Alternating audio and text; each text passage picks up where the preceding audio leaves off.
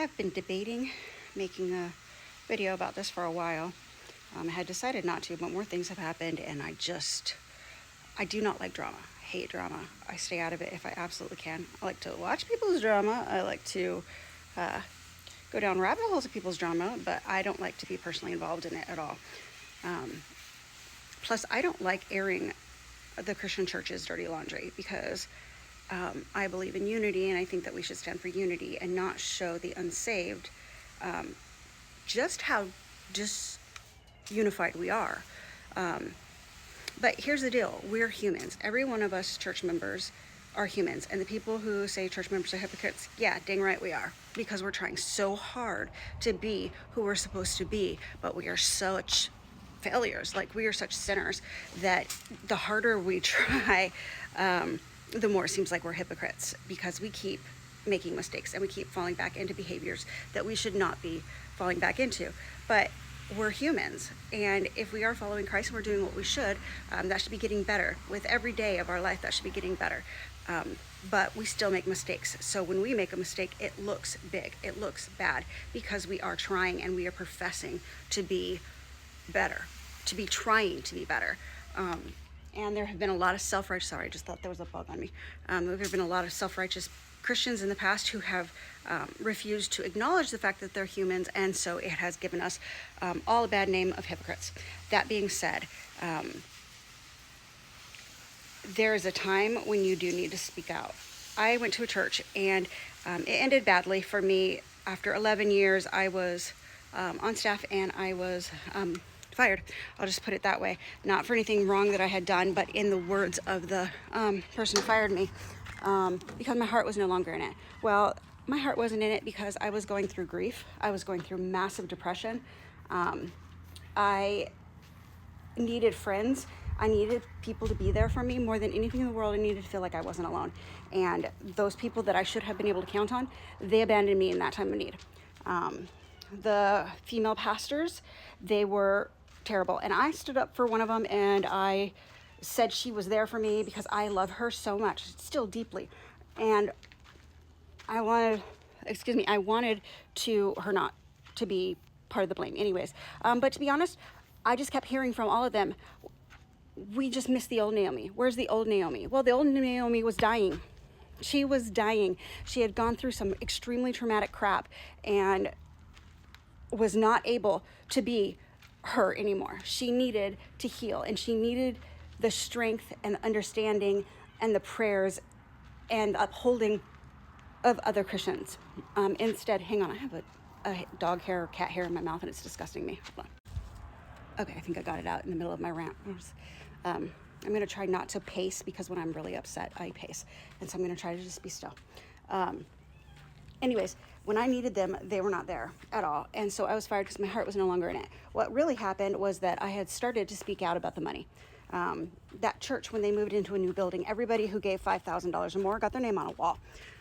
Tell me that's not like the Pharisees and them praising those and praising themselves for being able to give a lot of money and shaming the widow for her 2 pennies. Like, that was, I called it the wall of the widow's shame, because that's all it was shaming those of us who did not have the money to give $5,000.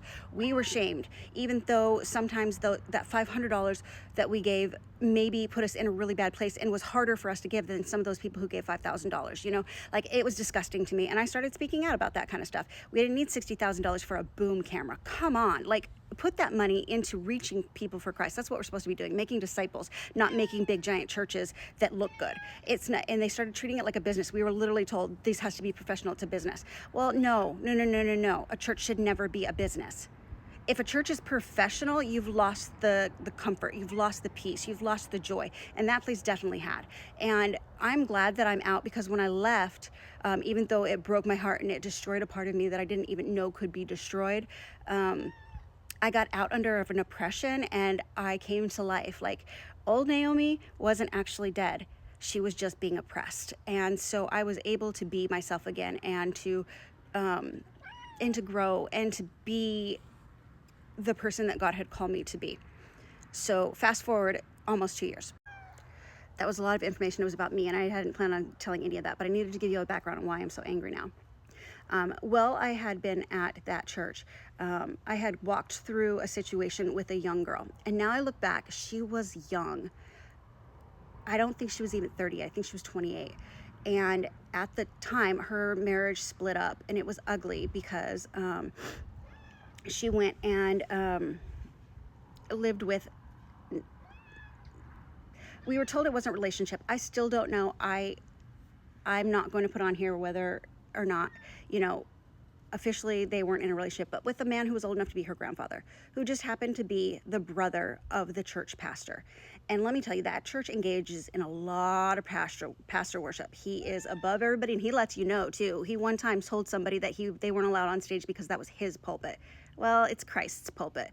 But anyways, there's a lot of pastor worship there at that church. And so his brother has power. When there's a pastor who is put in a place of divinity amongst its people, the brother is powerful. Anyways, so basically, he saw the weakness in her, the intrinsic weakness that had come from trauma in her life, and he swooped in. He had already had multiple affairs with women in the church, which should have been enough to get him off of staff, because that was the rule. But he wasn't. He was still head of security. And so when he saw, like, he was like a vulture. I'm telling you, he saw that this young girl, beautiful girl, gorgeous, married, 3 children, beautiful family. And he saw a weakness in there, and he saw her desire to be wanted, and he saw her being taken for granted. I mean, that just happens when you are married and you have 3 kids and you're staying home and your husband's working so many hours to try to support that. It just happens. Women, we get that desire to be wanted and to be loved, and he saw it in her, and he swooped in for the kill, and he is the one who convinced her to leave her husband. And he borrowed money from her that he couldn't pay back. The pastor had to pay it back. He started stalking her. I was involved in all of this. I don't think the leadership knew how involved we were, but we were very involved. I was part of their life during that time, and I saw it all, and I just stepped back. He did lose his job over this one. But he lost his job for a year and a half, and then he was brought back on staff.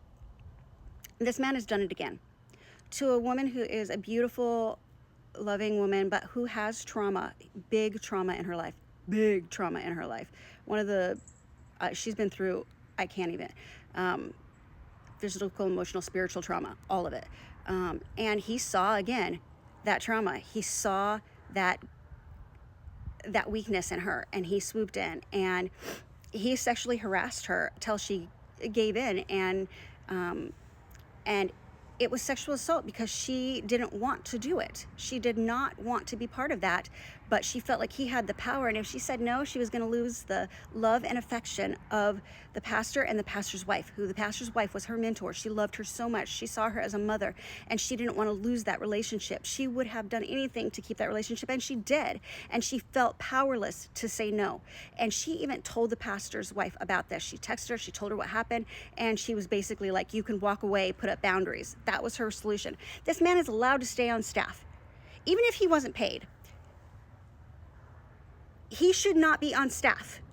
He should not be given these women on a platter, which is exactly what they're doing. And then she just texted this friend of mine back. The pastor's wife just texted her back and said, how do you know accountability hasn't been dealt with? Because he still has his job, because he is still there. He is still being offered these girls on a platter. This is not okay. He needs to be held accountable for this. And this church is rotten. They are rotten to the core. And I hate to say that, but when you allow sin to fester and linger and you cover it up, guess what happens? Rot.